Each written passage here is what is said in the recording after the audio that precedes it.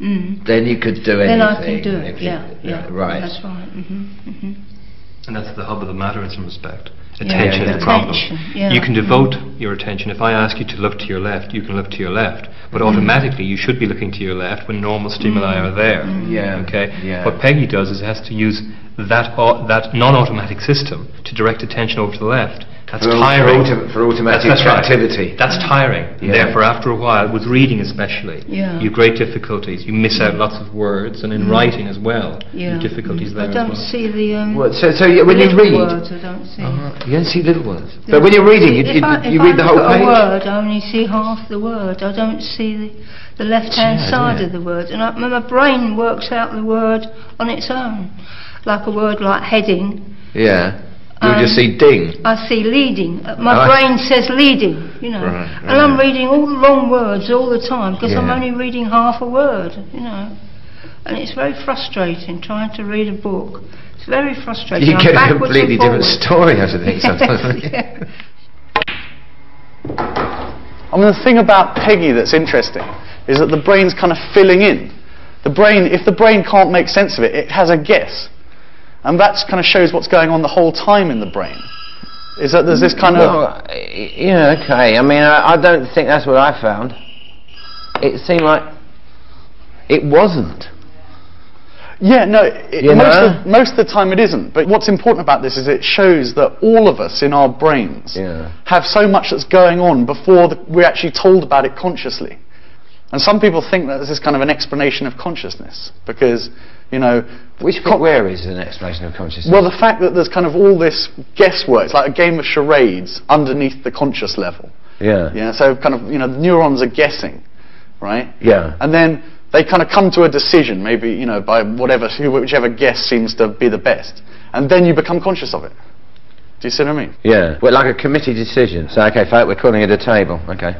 We'll call this a ball, we'll call this a cue, okay? Well, it must be a game of pool. I think it's your go. I think a little thought experiment might be in order. Let's suppose I could see the deliberations of my Holmes-like mind.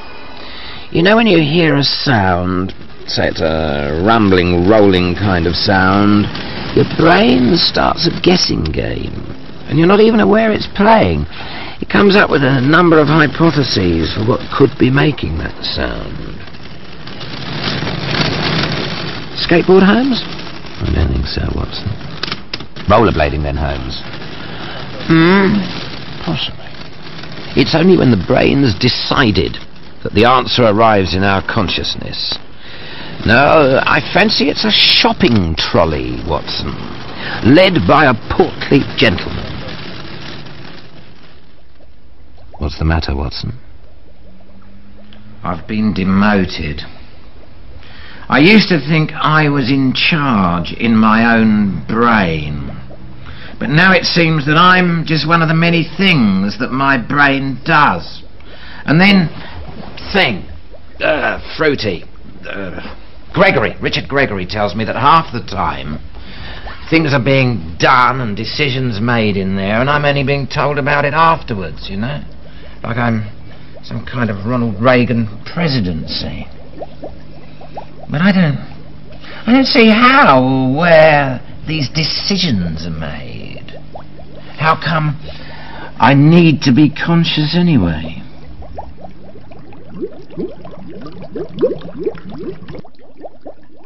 I've been reading a book called Journey to the Centres of the Mind by an Oxford neuroscientist called Susan Greenfield.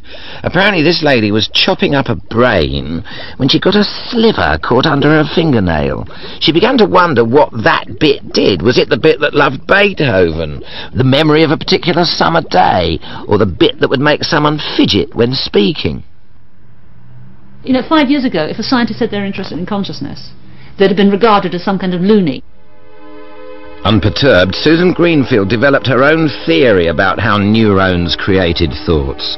She became the Gresham Professor of Physics. So who better to ask where consciousness begins and ends? I think the happiest way of looking at it, and one that would answer this riddle, is instead of saying consciousness is not all or none. Consciousness is not like a light switch suddenly going on. Think of it as something that grows as brains grow. It's a continuum, it's like a dimmer switch. So you can have more or less consciousness. If you think of it like that, then we could explain, I think, or at least understand, whether a fetus is conscious or not. Because I would say, yes, as the brain gets more sophisticated, as it's growing in the womb, gradually consciousness will grow and develop. And if that's the case, then that also, I think, helps with animal consciousness. Because, again, people say, well, come on, a rat's not as conscious as Van Gogh was, let's say. But, on the other hand, most people don't like to think of animals as just little automata. It's very hard to think of a chimpanzee as an automata, or your pet dog if you've got one, or your cat as an automata.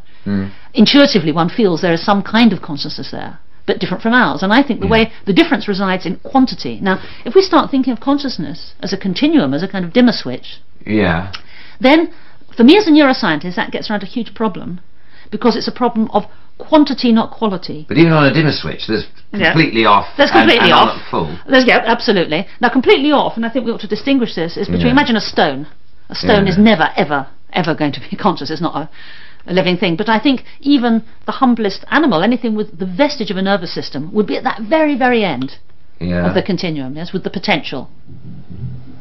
The next mystery I wanted her to tackle was, where is the me bit of the brain? The little geezer at the epicentre of all consciousness. I can tell you that there is no such thing as a centre for consciousness, much as though intuitively it'd be the easiest way of thinking of that.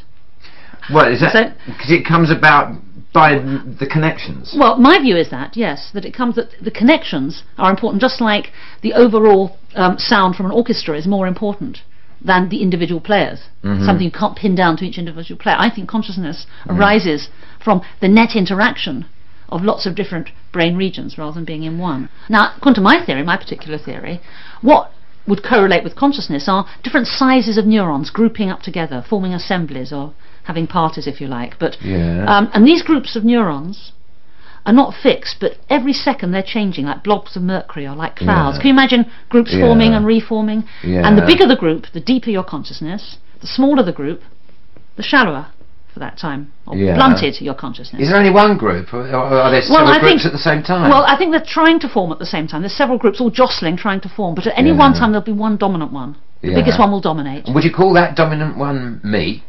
Am I my dominant group? Is that who I am? No, I think, well, that's your consciousness, yes.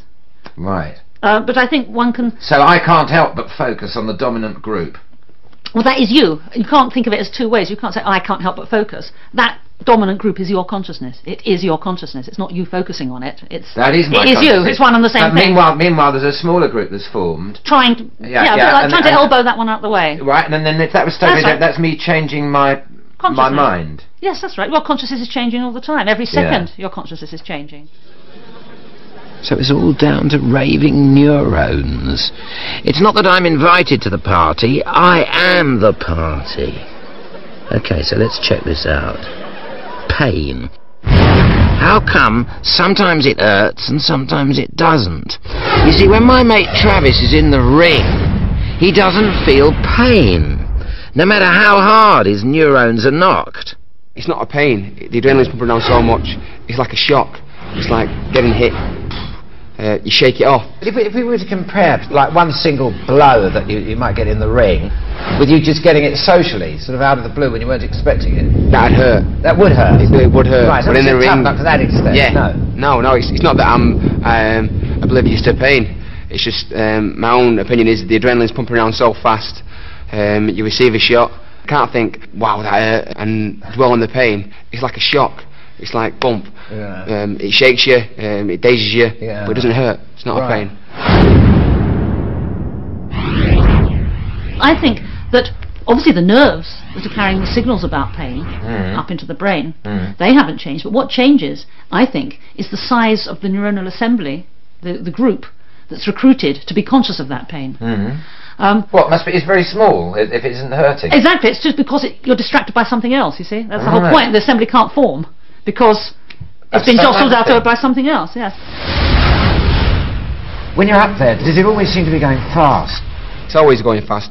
The only time that it's not going fast is when you receive a real big blow, And you see, it seems to, everything seems to go in slow motion. What, as it comes? Yeah, it's very strange. It's real strange. Really? It's like a car crash. I've heard it many times. Yeah, I've had it with a car crash. It's never happened to me such.